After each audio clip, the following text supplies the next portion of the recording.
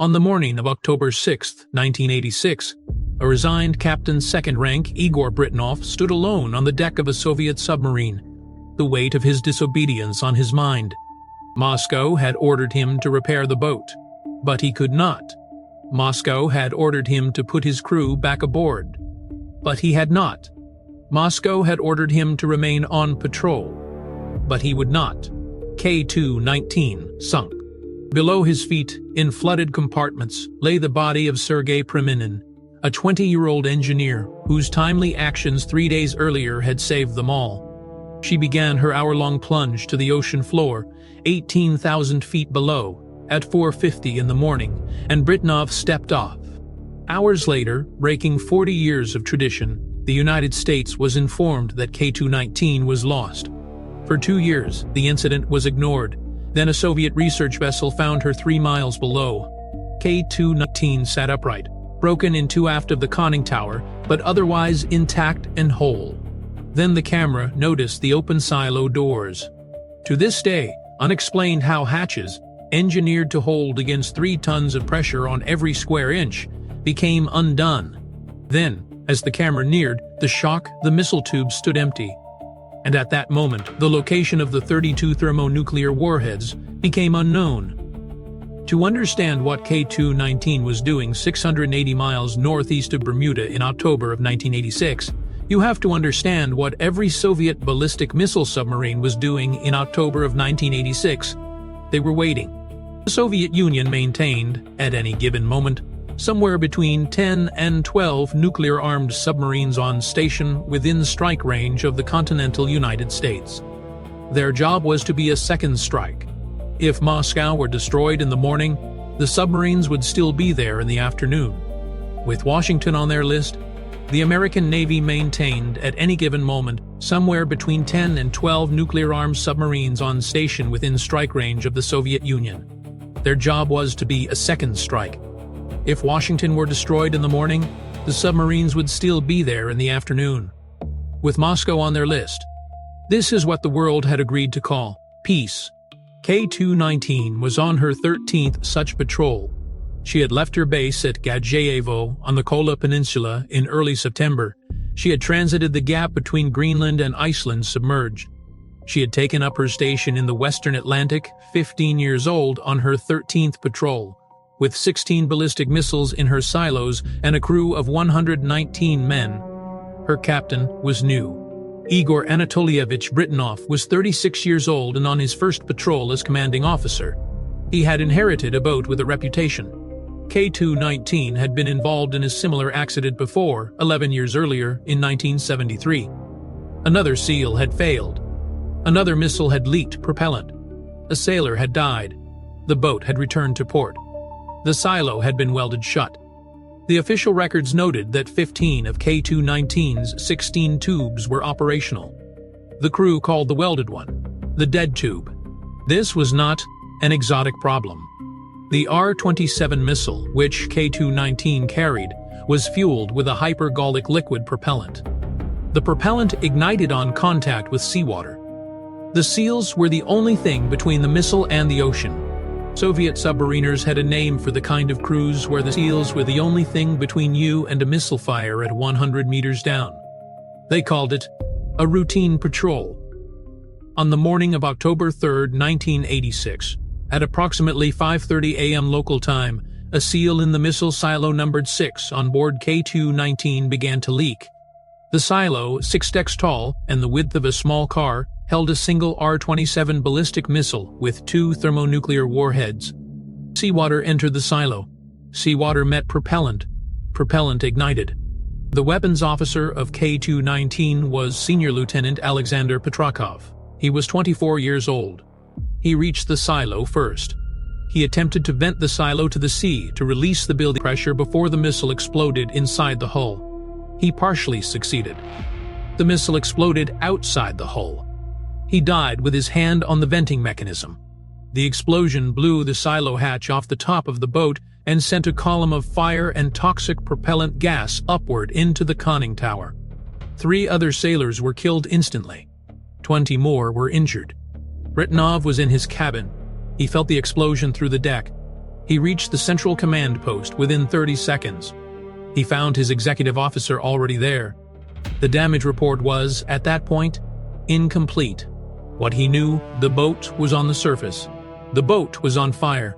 The boat had nuclear warheads aboard that had been exposed to seawater, propellant fire, and an unknown amount of structural damage.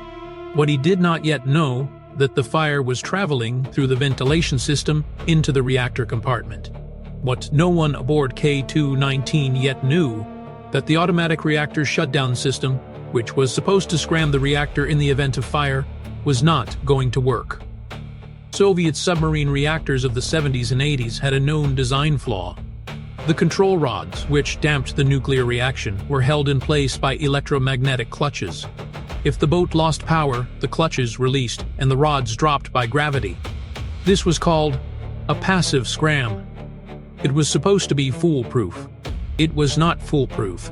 When the fire from Silo 6 reached the reactor compartment, it melted the control rod hydraulics. The rods, which should have dropped on their own, fused in their tracks. The reactor began to overheat. If the reactor went critical, the boat would suffer a steam explosion. The boat would sink. The crew would die. The reactor core would settle on the floor of the Atlantic Ocean and remain radioactive for tens of thousands of years. The reactor compartment was, by then, approximately 70 degrees Celsius. The air contained sufficient toxic gas to render a man unconscious within minutes. The breathing apparatus available to the crew supplied roughly 10 minutes of usable air. 2 men were ordered to enter the compartment. Their names were Nikolai Belikov and Sergei Preminin.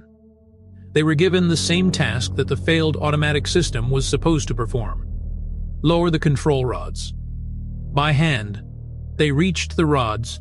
The hand wheels would not turn. They had to be pried into motion. Each rod required several minutes of physical exertion to lower. Belikov lowered 3 of the 4 rods. His breathing apparatus was failing. He could not lower the 4th. Preminin took over. He was 20 years old. He was the youngest man in the engine room. He lowered the 4th rod. He saved the submarine. He did not come back out.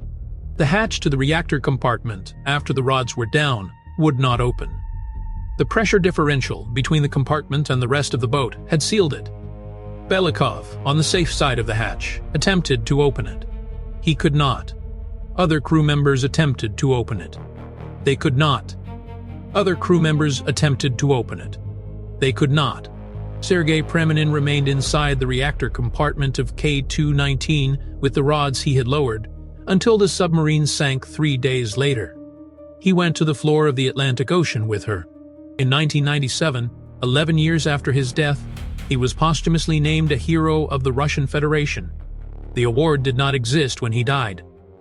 For 3 days, K-219 fought to stay above water. 3 Soviet merchant ships were diverted to her position. The Krasnovardesk was the first to arrive. She was a freighter. She had not been built for this.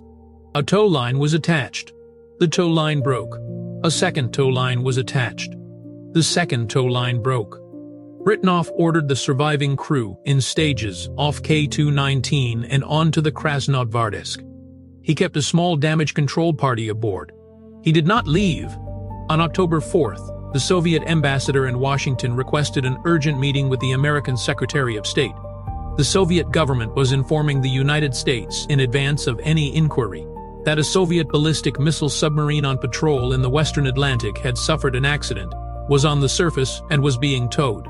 This was a break from 40 years of Soviet practice. The Soviet Union did not call ahead. The Politburo met in emergency session in Moscow on October 4th.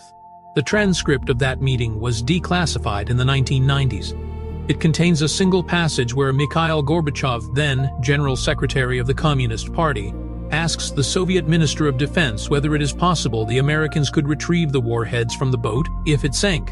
Sokolov, the defense minister, replied that it was possible, yes. Gorbachev replied that he wanted, in that case, no Chernobyl in the ocean. The phrase, no Chernobyl in the ocean, would survive him. Back at sea, on October 5th, a second order arrived from Moscow. Britanov was to remain aboard. K-219 security officer, Captain 3rd Rank Valery Pechenichny, was to take operational command and reboard the crew. The patrol was to continue. Britanov did not relay the order to his crew. He told Shinichny that the boat could not be repaired, and that he, Britanov, would take responsibility for the disobedience. Shinichny did not argue. On the morning of October 6th, the bow of K-219 began to settle. Britanov ordered the last men off. He stepped from the deck of his submarine onto the deck of the Krasnogvardesk. He turned and watched her go. At 4:50 in the morning, K-219 began her descent. When Britanov returned to the Soviet Union, he was arrested. The investigation of Captain Second Rank Igor Britanov lasted 10 months. He was charged with negligence. He was charged with treason. The treason charge was based on Moscow's suspicion that he had deliberately scuttled K-219 to prevent her capture, or, in the more imaginative version of the charge, that he had coordinated her loss with the United States Navy. Neither charge could be sustained. The crew defended him. The damage control records defended him.